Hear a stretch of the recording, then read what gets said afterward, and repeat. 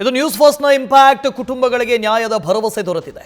ಮೈಸೂರಿನ ನಂಜನಗೂಡು ತಾಲೂಕಿನ ಸಾಬರಹುಂಡಿ ಗ್ರಾಮ, ಇಲ್ಲಿ ಚಿತ್ರನಗರ ಹೆಸರಲ್ಲಿ ಮುಸ್ಲಿಂ ಕುಟುಂಬಗಳನ್ನು ಒಕ್ಕಲೆಬ್ಬಿಸುವ ಕೆಲಸ ಆಗ್ತಾ ಇತ್ತು.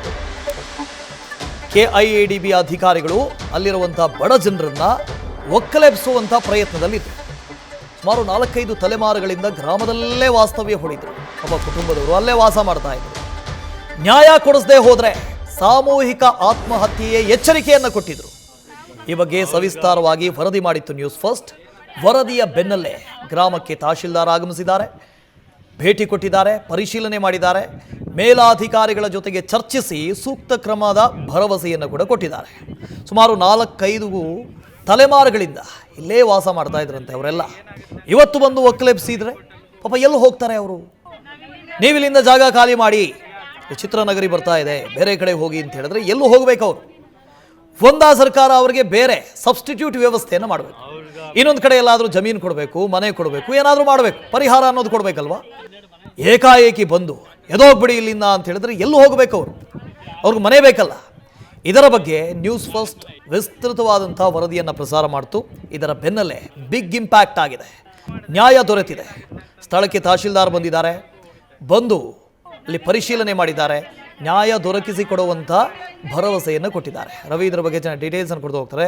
ರವಿ ಪಾಂಡವಪುರ, ಒಂದು ಸರ್ಕಾರ ಅಥವಾ ಸಂಬಂಧಪಟ್ಟಂಥ ಇಲಾಖೆ ಯಾರನ್ನಾದರೂ ಅಲ್ಲಿಂದ ಒಕ್ಕಲೆಬ್ಬಿಸುವುದಕ್ಕಿಂತಲೂ ಮುಂಚೆ ಪರಿಹಾರ ಅಂತ ಕೊಡಬೇಕು, ಬೇರೆ ಬದಲಿ ಜಾಗವನ್ನಾದರೂ ಕೊಡಬೇಕು. ಏನೂ ಇಲ್ಲ. ಸದ್ಯ ಏನು ಹೇಳ್ತಾ ಇದೆ ಅಂತ ಹೇಳಿ ಸರ್ಕಾರ ಆಗಲಿ ಅಥವಾ ಅಧಿಕಾರಿಗಳಾಗಲಿ?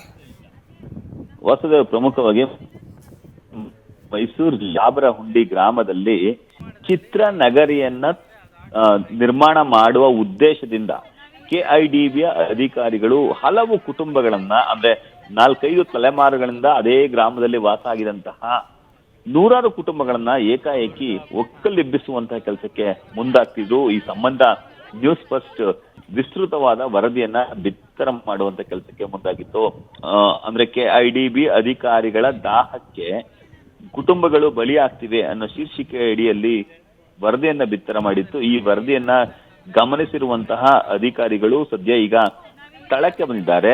ಎಚ್ಚೆತ್ತುಕೊಂಡಿರುವಂತಹ ನಂಜನಗೂಡಿನ ತಹಶೀಲ್ದಾರ್ ಸೇರಿದಂತೆ ಹಲವು ಅಧಿಕಾರಿಗಳು ಕೆಐಡಿಬಿ ಅಧಿಕಾರಿಗಳ ಜೊತೆಗೆ ಬಂದು ನಿಮ್ಮನ್ನ ಯಾವುದೇ ಕಾರಣಕ್ಕೂ ಒಕ್ಕಲೆಬ್ಬಿಸುವ ಕೆಲಸವನ್ನ ಮಾಡಲ್ಲ ಅಂತ ಹೇಳಿ ನಂಜನಗೂಡು ತಹಶೀಲ್ದಾರ್ ಶಿವಕುಮಾರ್ ಅವರು ಭರವಸೆಯನ್ನ ನೀಡಿದ್ದಾರೆ.